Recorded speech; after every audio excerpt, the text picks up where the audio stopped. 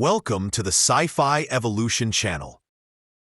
The dominance of the rational race founded their civilization on a fundamental principle. If something doesn't make sense, it's most likely dangerous, and if dangerous, it should be locked in a deep, well-fortified pit.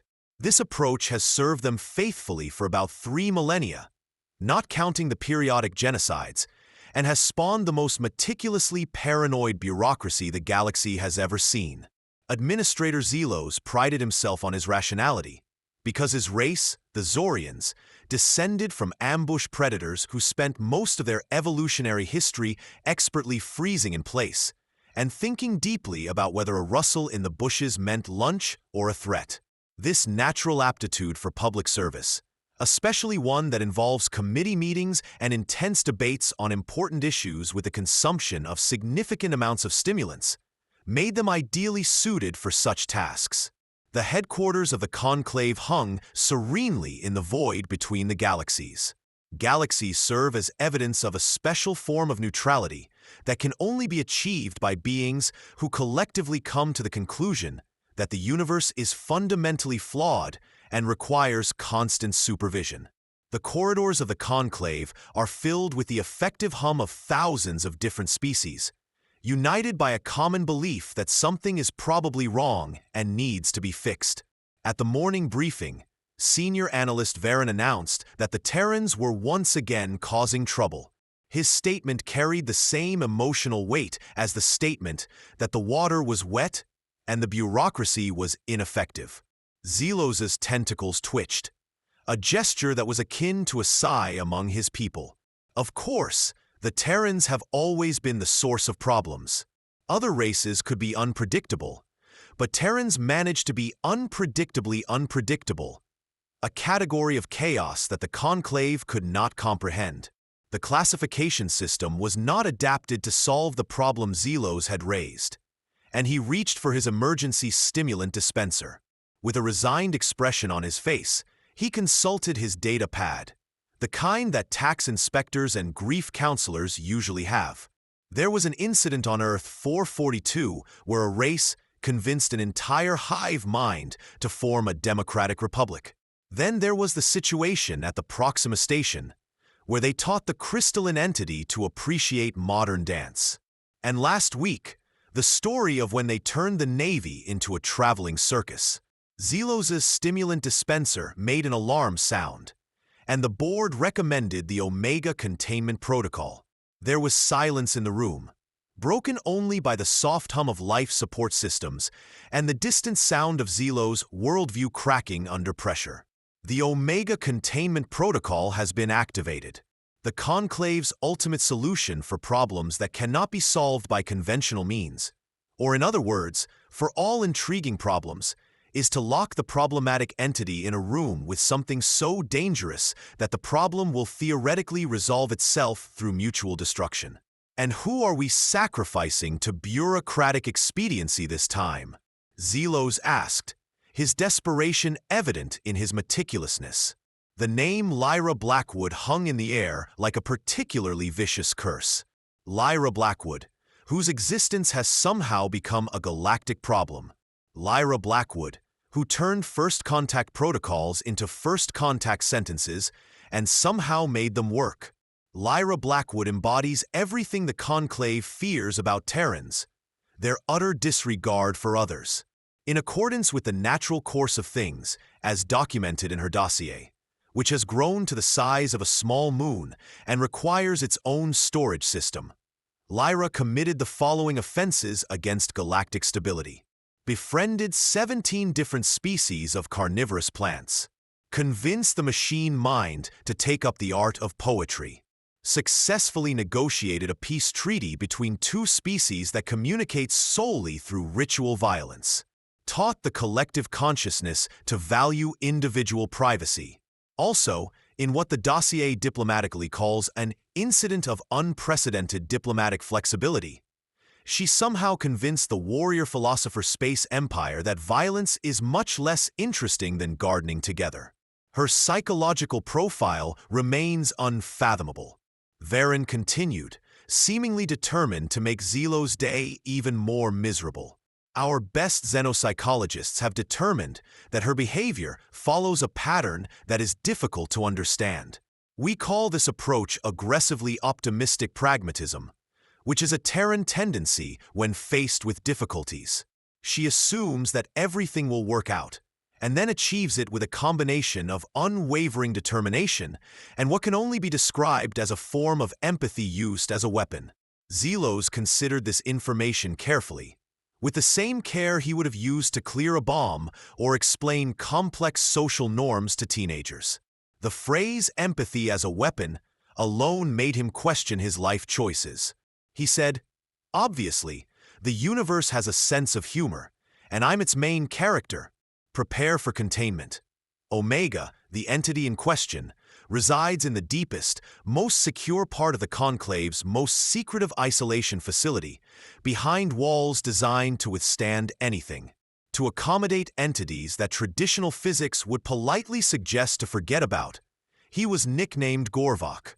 Although it wasn't of their own volition, they belonged to a species that had achieved the remarkable distinction of being so downright dangerous that even their own kind had banished them to the depths of the interstellar void. The Nefesh were the result of evolution's decision that being a top predator wasn't ambitious enough, and that the universe really needed something capable of preying on the concepts themselves. They were about 12 feet tall. When they deigned to stand up, they possessed from 4 to 17 limbs, depending on their current mood, and evolved beyond the need for a fixed physical form or linear thought processes.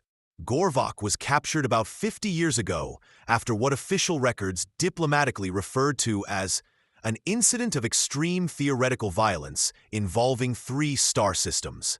It was a philosophical incident, and eyewitnesses reported that it was either a colossal explosion or a tiny implosion. The details remain classified, partly for security reasons and partly because no one is sure exactly what happened. Since his capture, Gorvok has been locked in an isolation cell carefully designed by the galaxy's best engineers and security experts. The camera is in a state of perpetual lockdown, surrounded by fields that suppress all movement and thought, and is controlled by complex systems that require their own maintenance staff. Approximately 37 security guards, 16 administrators, 3 maintenance drones, and 1 visiting diplomat were killed, along with, it seems, the very concept of blue. The Conclave's approach to Gorvok is simple. Don't approach, don't acknowledge, don't interact.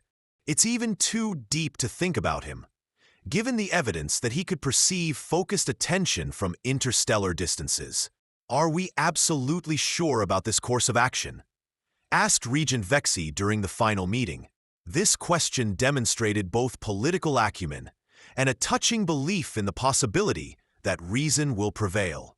The statistical analysis is unequivocal, Varen replied with the confidence of someone who had never encountered a Terran.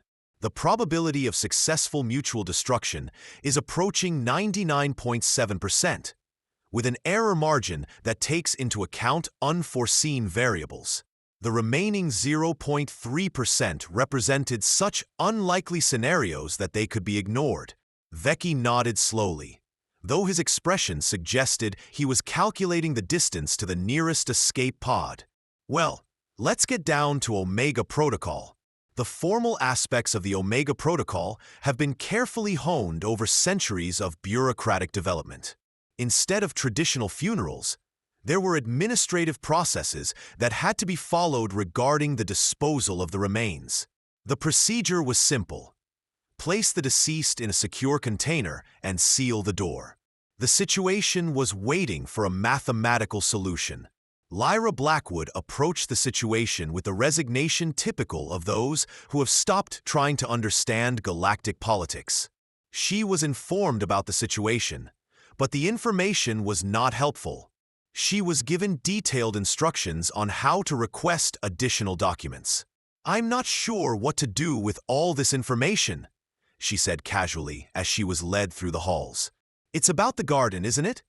asked Administrator Zelos, who personally oversaw the operation because someone had to, since he apparently lost the space lottery. he managed to put on what could be magnanimously called a smile.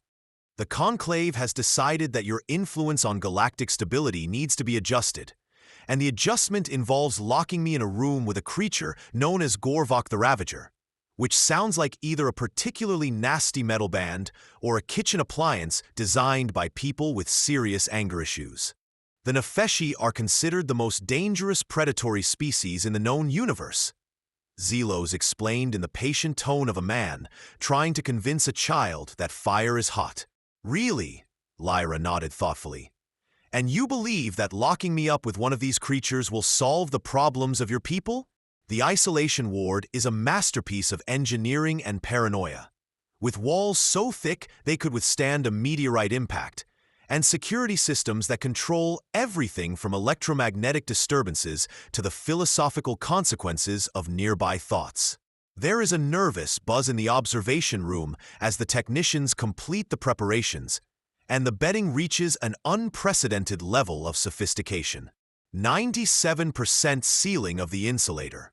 Chief Engineer Malfin, a descendant of a species that spent its days building contraptions and then forgetting where they had placed them, announced the news.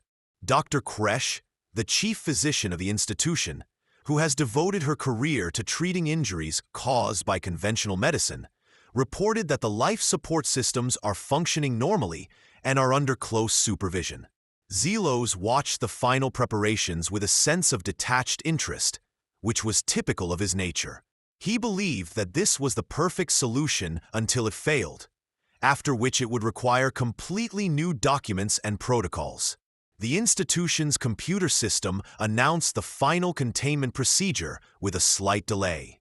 The massive doors of the isolation ward, powered by systems designed to work in the event of a social collapse, began to close. Lyra waved cheerfully through the window as the opening narrowed, a gesture that was both reassuring and disturbing. "See you later," she called out, her voice echoing through the communications system. The system sealed the doors with a sound like the universe clearing its throat. Inside the isolation ward, Lyra found herself in what could be described as a vast and safe space, evidence of institutional paranoia. The walls smoothly merged into the ceiling, giving the impression of being inside a perfectly spherical prison. The floor was covered with a material that seemed comfortable for any form of life, but was indestructible. At the center of this technological marvel, about the size of a small building, sat Gorvok. Lyra had to admit that it was truly terrifying, in the way that cosmic horror is terrifying. Not because you want to look at it, but because your mind is persistently trying to comprehend it. The procedure was carried out according to rules that seemed to be unknown to the ordinary world. Its shape was constantly being transformed into configurations that seemed to have been developed by different evolutionary committees, each of which worked with fundamentally different blueprints. What first caught her attention wasn't his size, or his apparent ability to exist in multiple dimensions at once, or even the way he seemed to manipulate light like gravity. What really struck her was his deep disinterest. Lyra, sitting on the floor with the serenity that made her famous in 3 sectors, casually remarked, "This is awkward." Gorvok turned his gaze on her with the inevitability of a stellar implosion when he spoke. His voice carried a resonance suggesting that he was speaking multiple languages at the same time. "You're not afraid." "Should I?" asked Lyra, genuinely curious. "I mean, obviously you're very impressive and all, but it seems like being afraid is only going to make things worse for everyone." This was not the answer Gorvok was expecting. His form had frozen into something resembling a humanoid, albeit with additional appendages that suggested his understanding of anatomy was more theoretical than practical. "I am a ruinous businessman," he declared with the dramatic grandeur usually reserved for natural disasters and tax audits. "I have absorbed the essence of civilizations. The stars dimmed as I approached. The very fabric of reality bears the scars of my passage." "That's nice," Lyra said politely. "I'm Lyra. I convinced the collective consciousness to try individual privacy, and apparently this is considered a crime against galactic stability. What is a ruiner? Is it a profession or rather a hobby? Gorvok looked at her with what she assumed were his eyes, although their number and location seemed to vary depending on the angle. I'm not sure where to start, but we're obviously going to spend some time together, so it seems like a basic courtesy to get to know each other better.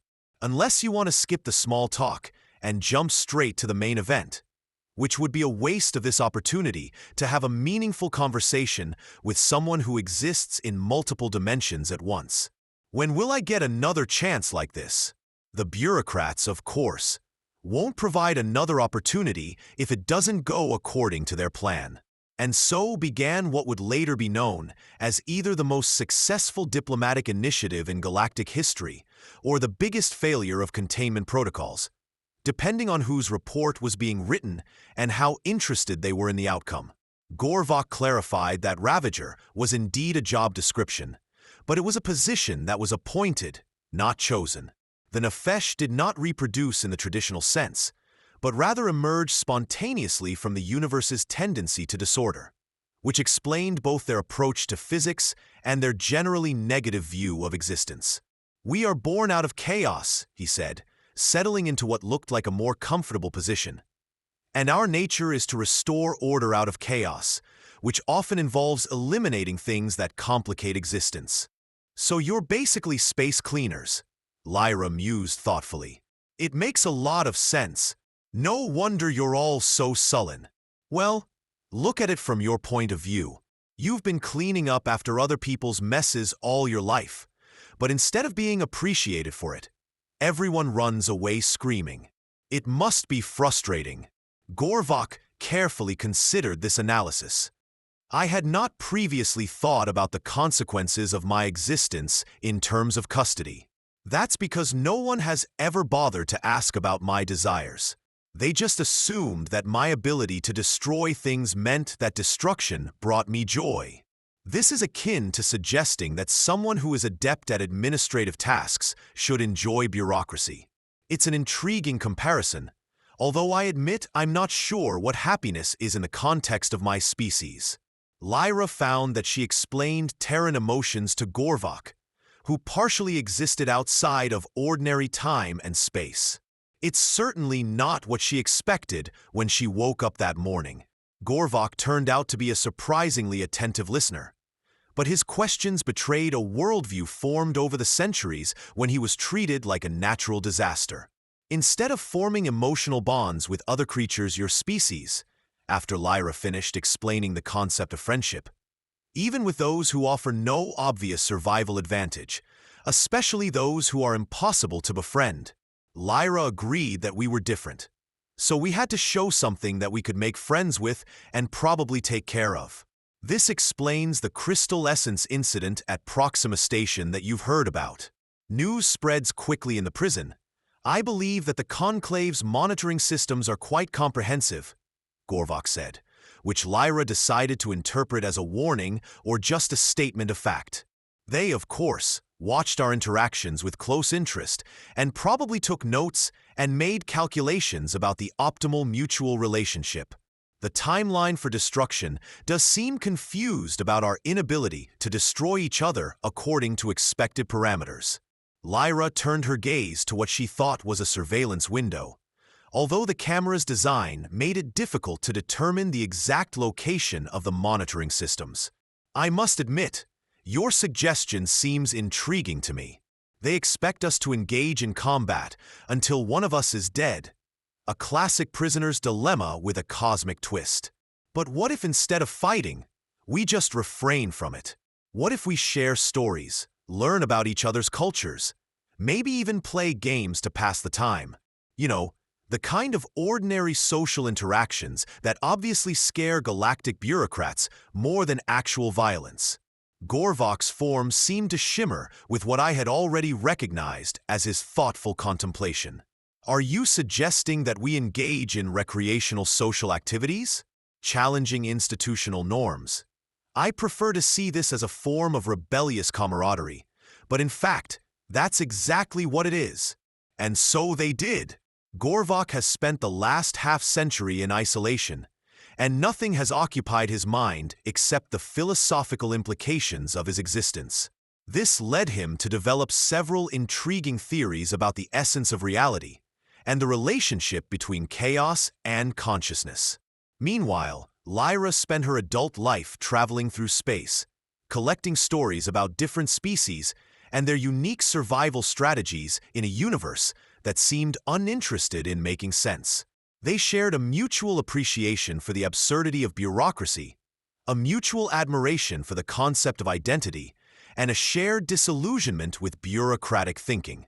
The galactic tendency to perceive everything they cannot comprehend as inherently dangerous is a dominant mode of operation based on fear, Gorvok remarked during one of their discussions.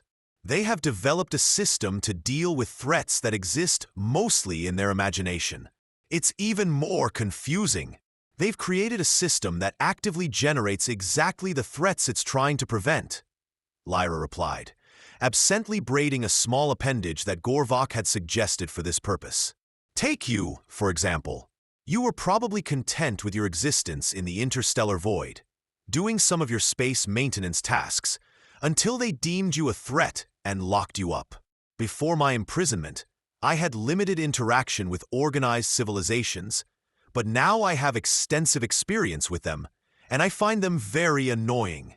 This is a self-fulfilling prophecy, Lyra mused, carefully examining the intricate pattern she had created on Gorvok's outstretched limb.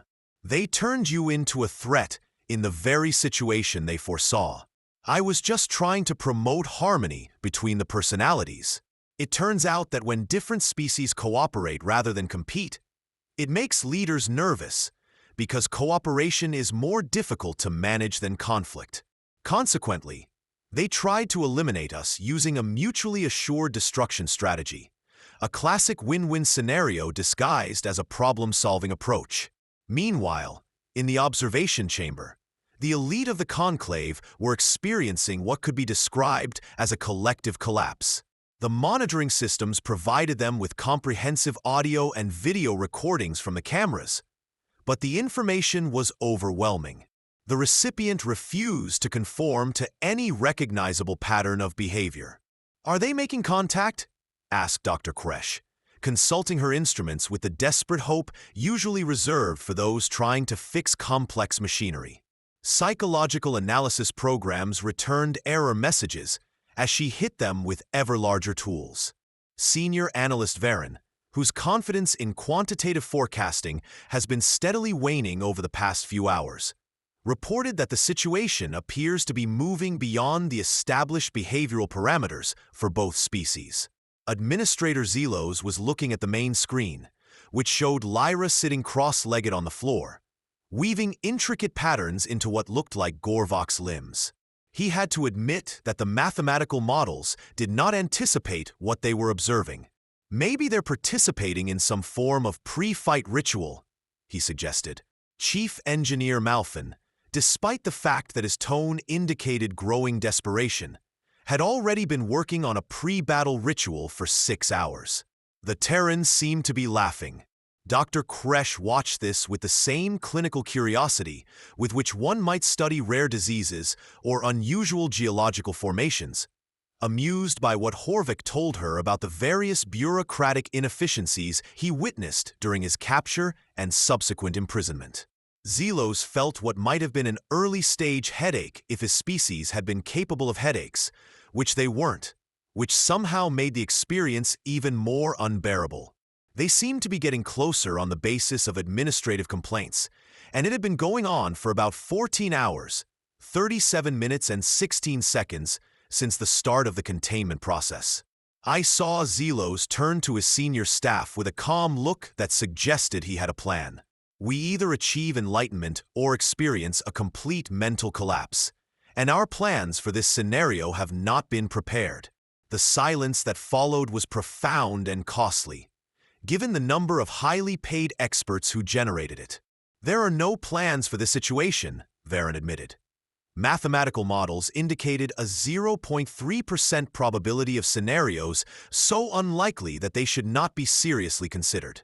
"It falls into a category that didn't exist when we created the models," Zelos nodded slowly, but his expression suggested that he was considering the relative advantages of early retirement compared to relocating the entire species to another galaxy.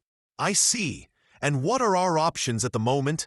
The question hung in the air, as a particularly malicious element of bureaucratic philosophy.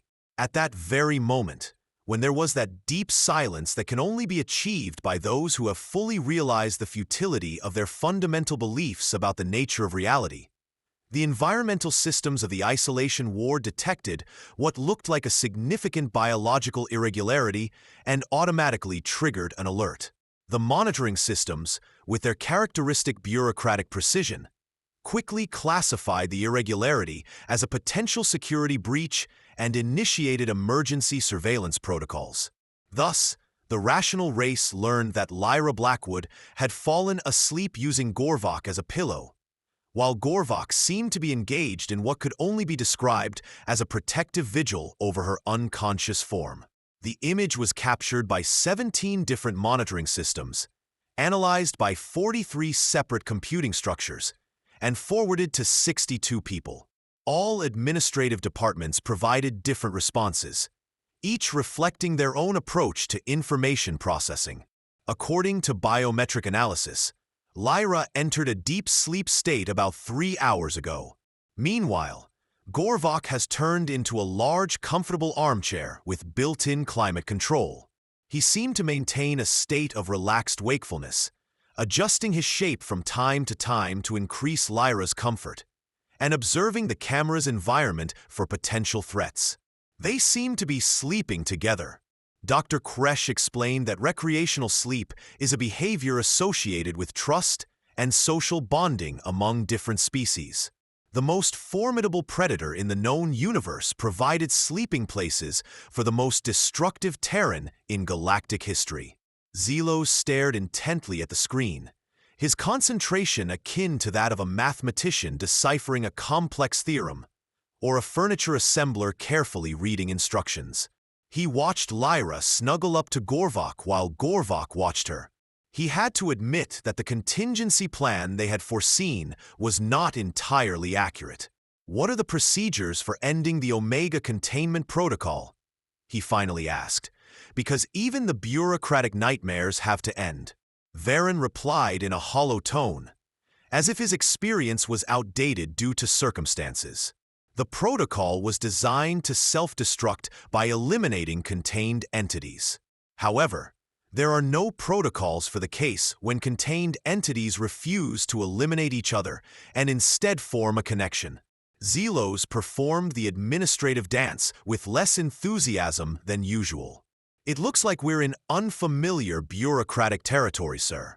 We need to initiate an emergency consultation with the senior board and establish a new documentation category." An emergency meeting of the Conclave's Senior Council was called with an organized fire alarm conducted by people who had never experienced a fire but were convinced it was dangerous. Representatives of 47 different species gathered in the council chamber, united in their belief that everything that happens in the Omega-7 isolation ward is someone else's responsibility. "The situation is unprecedented," said Regent Vexi. "What do you mean, unprecedented?" asked a member of the TIS Council, whose question was akin to saying that space is huge or politics is complicated. "Mathematical models," Vexi interjected. The council members were stunned into silence as the significance of this revelation began to sink in. If a Terran could successfully befriend Nefeshi, it suggested that the Conclave's entire approach to threat assessment was fundamentally flawed. Worse, it suggested that most of the threats they were dealing with might not actually be threats at all, but just creatures that weren't a threat.